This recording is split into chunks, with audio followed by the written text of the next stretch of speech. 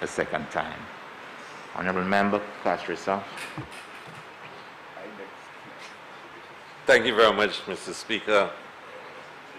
Mr. Speaker, before I commence, I really want to point out, Mr. Speaker, that we've had this discussion in Parliament before. When there's no necessity for us to suspend the standing orders and for a bill which became public less than 3 days, at least not even public, that was shared with the opposition not more than 3 or 4 days ago, to have to go through all the stages. It is almost midnight. The House is meeting again next week, Tuesday. And we are suspending the standing orders to allow the bill to go through all its stages at 10 to 12, Mr. Speaker. We've all agreed to suspend standing orders to allow this. Is unacceptable practice. It has happened in the past. Mr. Speaker, you addressed a workshop of the Commonwealth where this matter was discussed, and there was an understanding that such is poor parliamentary practice. I understand there are times when it's necessary to do it. There are times when it is necessary to do it. But, Mr. Speaker, you cannot tell me at 10 to 12, with the House meeting in less than a week time, we need to suspend the standing orders to allow this to go through all three stages, Mr. Speaker. I can very well take my hour, Mr. Speaker, and speak, Mr. Speaker, because this is really it's certainly unacceptable in the House, Mr. Speaker. But, Mr. Speaker, I know they have some colleagues on the other side who have to travel very far. And, Mr. Speaker, I will attempt to be as short as possible, Mr. Speaker. The Prime Minister, the Minister speaks of those changes are necessary to make the CIP more efficient and to make it more attractive, Mr. Speaker. In my view, this reflects the continued confusion and chaos in the CIP, Mr. Speaker. Over the last 4 years, Mr. Speaker, this government has chopped and slashed and burned the CIP legislation in a vain attempt to make it attractive.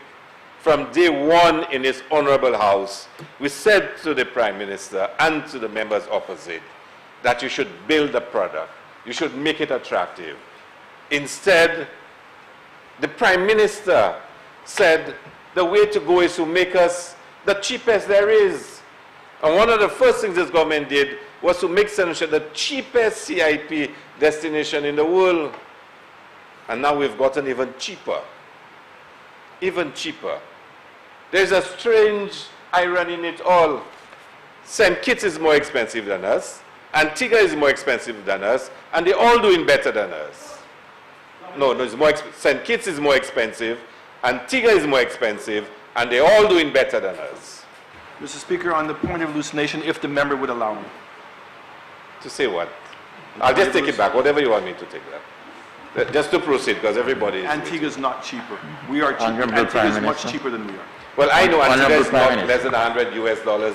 For a family. Honorable members, that's not how it is. That's how you're giving away. Thank you, Mr. Speaker. I just want to say that, first of all, I think it's very unfair to characterize that we've tried to become the cheapest. We've become the most efficient. The second thing is that we are not cheaper. We are not cheaper than Antigua. Antigua is $100,000 for a family. We are $150,000 for a family. Mr. Speaker, the Prime Minister is one who's known to just bang figures about and say things. I've raised $900 million, $2 billion in investment. I have no reason to believe anything he says when it comes to figures. But I'll say to you, Mr. Speaker, when we became $100,000, the Prime Minister boasted that we're now as cheap as Dominica. He said he never said it. Prime Minister, you don't want me to embarrass you tomorrow. Mr. Speaker, despite reducing St. Lucia to $100,000, Dominica continued to be performing much better than us. We continue to be the worst performers in the region. And we slash and change, Mr. Speaker. There is no certainty in the program. There is no confidence in the program. The program has become like a bacchanal a free-for-all, Mr. Speaker. And the once proud brand that St. Lucia was has been destroyed, Mr. Speaker. Destroyed. And Mr. Speaker, when you go through these changes, and I want to just go through them quickly, Mr. Speaker, you realize, and you have to ask the question, what are we all about in the CIP program? Let me just go through a few of them with you, Mr. Speaker. We are changing the maximum age of a child who may qualify as a dependent from 18 years old to 21 years old. Previously, the legislation said the maximum age was 18.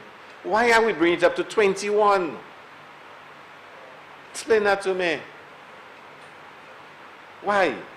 To make St. Lucia more attractive? Let's go on, Mr. Speaker, and I want to go quickly. I can see some members watching me rather anxiously. Mr. Speaker, we had previously the maximum age by which a child may normally be considered to be a dependent was no more than 25 years. We've now raised it, family of four, to 30 years. So somebody 28 years old can still be considered a dependent right now. And why are we doing that again? To make the program more efficient, Mr. Speaker. Before, for you to be a dependent of such age, you had to show that you were in an educational institution, that you were still at university and depending on your parents. We've removed that. Remove that. So you can be 29 years old, you're not at school, and then you're considered a dependent. And we are making the program more efficient, Mr. Speaker. Section 2E, Mr. Speaker. We had an age, minimum age for a parent who can be to qualify as a dependent. We had it at 65 years old. This government is now reducing it to 55 years old. We thought 65 was the age by which people attain retirement. So once you reach, above the age of 65, you can qualify. It's now reduced to 55 years. And we're told that to make the program more efficient, Mr. Speaker.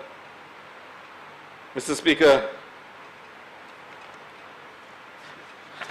this is just ridiculous, Mr. Speaker. It's ridiculous. Let me give you another one, and I'm skipping some of them because I don't want to go through all of them. And this one really blows me away. Before, or in fact now, Mr. Speaker, we are giving people extra time, and I need to read it for you. It is 36(4)(b). Yeah. 36(4)(b). The powers to the board to grant an extension of time for the applicant to pay fees and a qualifying investment for a period not exceeding 90 days. So we're now saying to people, we know you can't really pay the fees and the qualifying investment. So we're now giving you extra time for you to be able to pay those fees. Now think about it. Somebody is applying to be a citizen for economic citizenship, and they have to show that they're investing, either through donation or other means. You would expect that those persons would have the resources to do so. You would expect that. Because the whole nature of it is that you are inviting persons of high net worth. And we're saying we're going to extend the time. Sorry?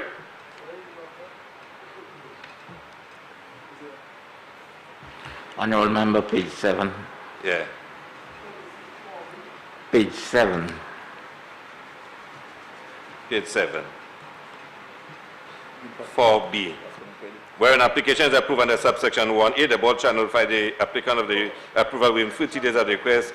Yes. Sorry, my apologies.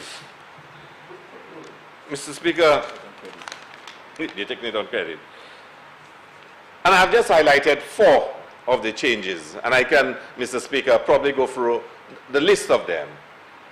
The list of them, Mr. Speaker. And may I just point out Honorable Member for Miko South, whether there is not an error with the drafting. 36(1)(a). Well, I have my, that's page 7, where it says, is a child born or legally adopted after the application is made by the citizen? B is page 7 for 1A, because you're now deleting and moving. Whether that word and after citizen should not be or, because the and suggests they must qualify all three conditions. Page 7. Yes. 1A. Right, and then say, if the board is satisfied that the qualifying dependent is a child born or legally adopted after the application was made by the citizen. B is the spouse of the citizen and was married after the application was made by the citizen. And C was a defined. It suggests you need to meet all three conditions. And whether that and should not be an or. And you may wish to ask your legal drafts people whether that's not an error. It should be or instead of and. And again, these are the reasons why we should not be rushing the legislation. It's right. It's supposed to be and. Only and is for B and C, it's not for A. They stand alone. Okay. My advice is that it probably should be or. But if you read it, it can't be and. Okay. You're the minister. So, Mr. Speaker, let's come back to why those changes are being made. Why? Why are we having to bastardize the CIP again? Now, another reason why I'm not going to say too much, Mr. Speaker, is because there will have to be a review of the CIP. A St. Lucia Labour Party government cannot allow this bastardization to just continue. We will have to review the CIP. We have to. The CIP right now has no transparency, and there's no accountability in the CIP. There is none, Mr. Speaker. And I know what I'm speaking about, Mr. Speaker. There's no transparency and accountability. Have you heard any statement from the minister in his statement about the legal settlements that this CIP has had to go through? Legal settlements and the cost to the CIP to settle those matters. Have you heard anything about the appointment of Henley and Partners? The same Henley and Partners who days before the last election, a particular gentleman made statements about our CIP in St. Lucia that it was the worst CIP. We had not yet received, or if my memory serves me right, certainly when I left as chairman, we had not yet received one single application in March 2016. By June, they may have received one or two, but he had already judged our CIP to the worst CIP. And Henley and Partners were known to be in cohorts with Cambridge Analytica, financing election campaigns in the Caribbean. Financing election campaigns. And that same gentleman right now is negotiating a deal with the government of St. Lucia to market our CIP. Did the Prime Minister say that? And in that deal, the government of St. Lucia, the CIP, is actually paying Henley upfront a fee to start marketing our CIP.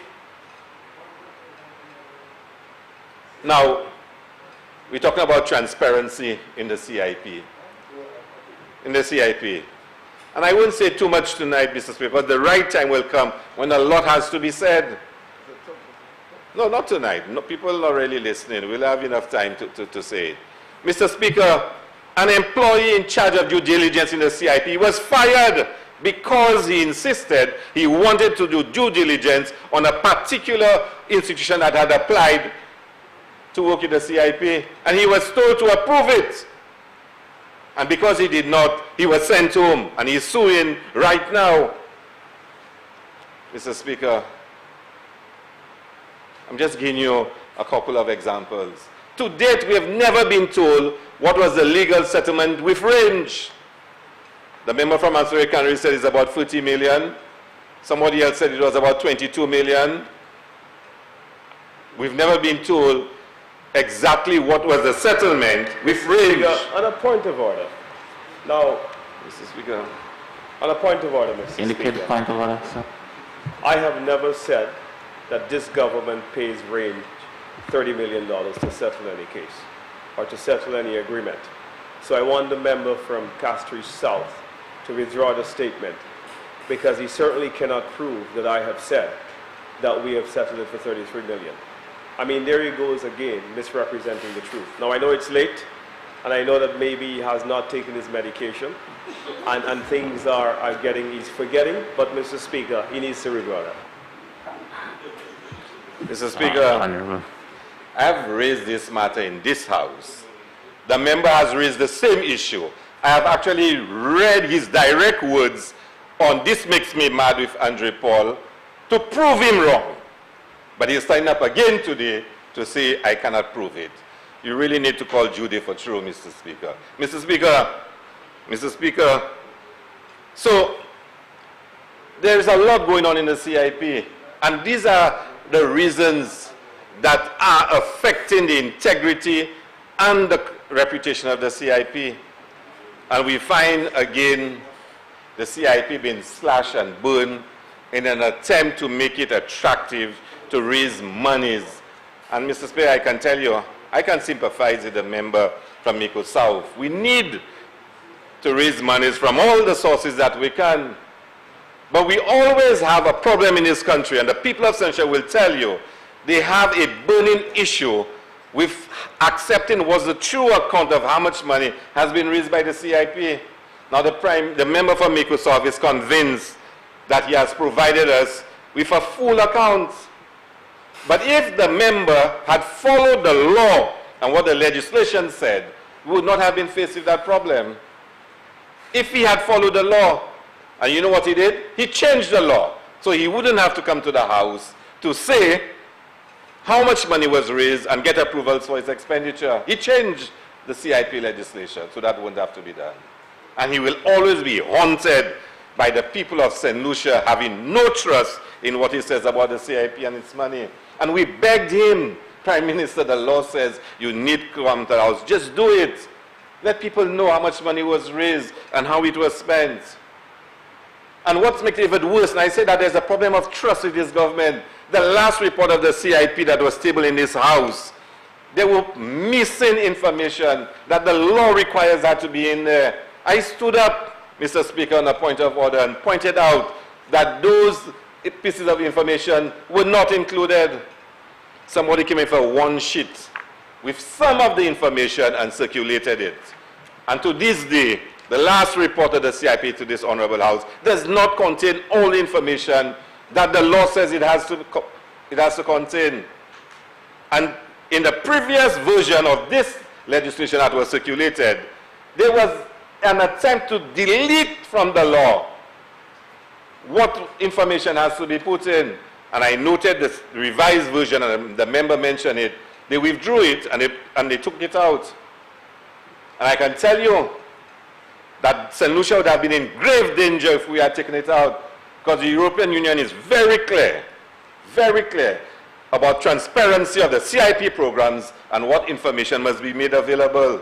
And whoever advised you, Honorable Member from Miko South, to withdraw that deletion from the legislation and keep it as it is, did a very good thing. Whoever told you to do that, because the EU has made it very clear from CIP programs the kind of information they want made public. In fact, if I look in my notes, I'll actually see the name of the publication, the Report on Investor Citizenship and Resident Schemes in the European Union. The European Commission makes it very clear. So this is a desperate attempt, member, for Miko South, a very desperate attempt. If you had maybe just listened. You said you would never listen to me. I can never give you advice. So it's up to you. But you wouldn't find yourself in this position where you are now, where you are desperate and you are vulgarizing the CIP legislation in an attempt to get a few more applications. And there's another burning issue, the issues of bonds. And we don't have a lot of time tonight for me to explain to you the potential scheme there can be with bonds. But all I will say to you is to be very careful who you involve with in the sale of those bonds under the CIP and how it is done. And I trust you know enough people who will also give you the same advice. And I noted that you slashed the value of the bonds from 500 to 250. It's like a corner shop having a closing down sale. And I hope you're very cautious for the sake of St. Lucia, how this is managed. And at another time, I'll probably have more time to explain. And I'm sure you may have, you would have known by now. And I hope you show the care and attention that this program has been severely affected by all the chopping and changing and all the cutting of price and addition of this and removal of this, that it has really destroyed the integrity of the program. Really affected the integrity. Mr. Speaker, the member says, stop it to another union. Don't tell him how to run the affairs of government. The member from Miku South said, stop it to another entity. Don't tell him how to run the affairs of government. And I can only wish him well. And I will close by saying that the St. Lucia Labour Party will review the CIP. We will review every single application to ensure that it met the standards that are required, that the required fees were paid, the required due diligence was completed, Mr. Speaker, and that the St. Lucia CIP is restored to what it was originally conceived to be, a program of the highest integrity, confidence, accountability, and transparency. Thank you very much.